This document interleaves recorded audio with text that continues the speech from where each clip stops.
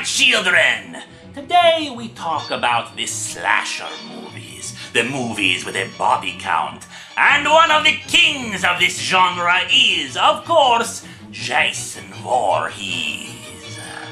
Jason Voorhees may not have been the first slasher, nor was he even the killer in the first movie, but he has earned his reputation and title with a higher body count than any of his competitors, a memorable appearance, and a larger sequel list than any other.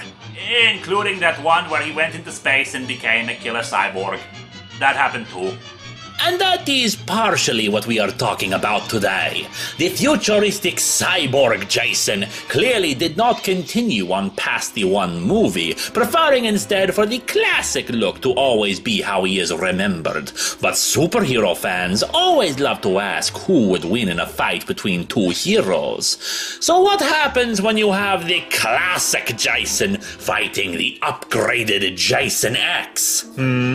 For those who don't know, Jason Voorhees is an undead serial killer who usually stalks Camp Crystal Lake. He originally drowned to death when camp counselors were too busy off having sex instead of watching him. In Jason X, he was cryogenically frozen and, several hundred years in the future, a group of students on an expedition discovered his body and accidentally revived him. A robot blasted his body apart, and when he fell into a malfunctioning medical unit, the nanites inside of it upgraded him. There was a Jason X comic that explained what happened after he crashed again on a new Earth, but we're skipping that. In our happy little comic, a salvage team has gone to the remains of the Grendel, the ship that had originally brought Jason into space. They reactivate power, and part of Jason's remains from when he was blasted apart falls into the medical unit. With power restored, the unit scans it and reconstructs his original body. The reborn Jason hitches a ride on the salvage vessel, which in turn is rescued by another ship, and that's when the bodies hit the floor. In pieces!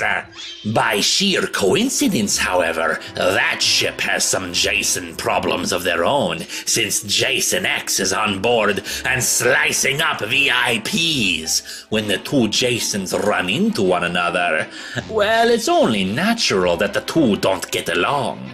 The Jasons are like two halves of the same coin. Jason X can hear the voice of his mother urging him on, while original Jason can see the face of a woman he knows and trusts, but the image is silent.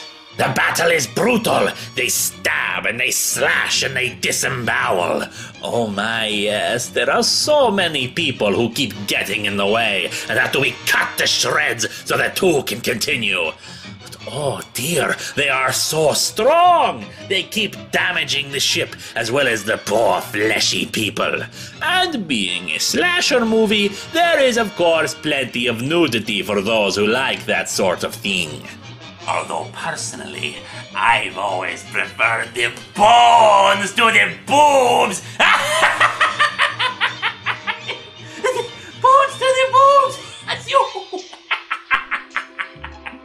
So, who wins in the battle of one Jason versus another? Why, Jason wins! Also, Jason X wins! What? They're both the original Jason in one way or another, so really the only thing that matters is if Jason is made whole again. So yes, they really both win. You wanna know what the weird thing is? This is a surprisingly difficult comic to get your hands on, my children, and bear in mind, I was able to easily obtain a copy of the Killdozer comic. And yes, we're getting to that one later this month.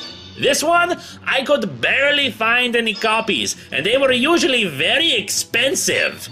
Fortunately, however, there will always be a copy in the long box.